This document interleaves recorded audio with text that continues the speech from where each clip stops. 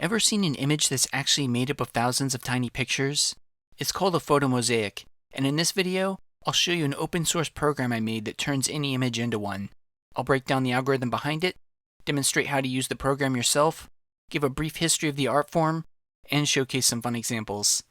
If you want to jump to a specific section, check out the timestamps in the description.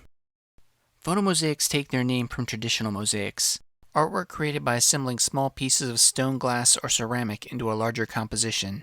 While conventional mosaics use solid materials to form patterns or images, photo mosaics cleverly substitute tiny photographs as the building blocks for the larger picture. The art of creating mosaics has existed for thousands of years, with the current oldest mosaic being found in central Turkey. But photo mosaics themselves are surprisingly recent, only emerging in the 1990s. Interestingly, the invention sparked some controversy, with at least two different digital artists claiming some kind of inventor status on the art form or its process. The first is Joseph Francis, who created his first photo mosaics in the early 90s. Francis was a fan of Chuck Close's work, who created beautiful portraits based on grids of abstract images. Francis wondered if he could do something similar, only with actual photographs instead of abstract tiles. However, due to restraints at the time, he could only work with a relatively small number of images, so he wrote his software to match pictures to the best spot and to adjust their color to better fit their position. The second is Robert Silvers.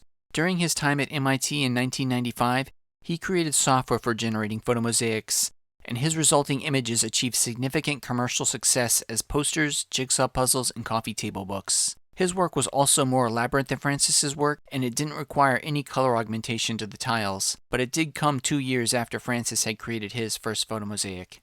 Later, in 1997, Silvers trademarked the term photomosaic and patented his algorithm. I'm not aware of any lawsuits that resulted from this patent, but in 2008, the Public Patent Foundation asserted that Silvers had been aggressively asserting the patent against many individuals, small businesses, and even an important open source software program, GIMP.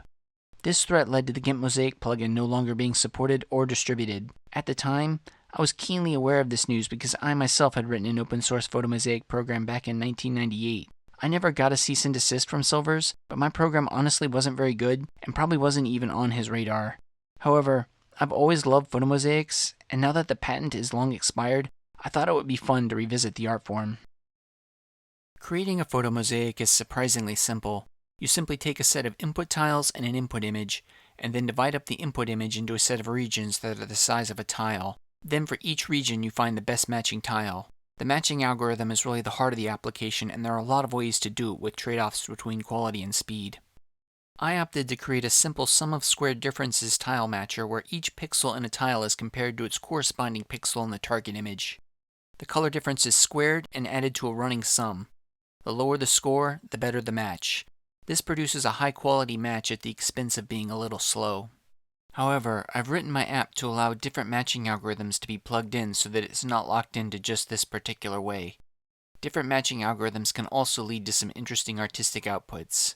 The next step is the most important in terms of creating a high-quality mosaic, and that is to keep a running list of the best matches for each region. If you simply use the best match for each region, you wind up with a rather ugly-looking output. However, if you put some uniqueness constraints in, the image begins to look a lot nicer. In fact, in almost every case, I found that when tiles are restricted to only appearing once, the resulting mosaic looks the best. Lastly, some photomosaic apps will superimpose the actual image onto the tiles. I feel like this ruins the effect, and that is something I did not do with my app.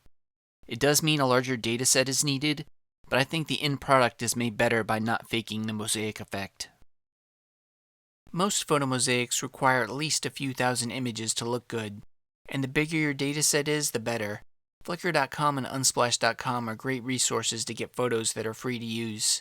I'll also provide some links to some good datasets in the description. AI images are another route one could take, though I'm unsure of how to generate thousands of images quickly. This method probably could be used for making some cool mosaics though. Once you have your images, here's how you can make a photo mosaic. I have the code to my app on GitHub. You can either run it from the source or download a compiled version. It's a command line app written in Java, so you'll need Java installed on your computer in order for it to work.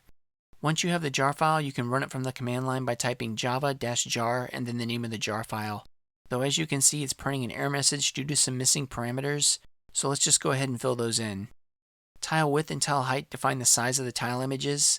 The D option lets you enter in one or more directories filled with tile images. The I option lets you enter in one or more input images. Each of these will be used as a reference image for a photo mosaic. They should be sized to the size you want the mosaic to be. And the O option lets you specify the directory where you want the mosaics placed. And that's all there is to it. If you wind up trying out the app, let me know what you think. And if you're interested in seeing some more mosaics, I'll leave a link to a gallery in the description. I hope you found this video interesting. Thank you for watching.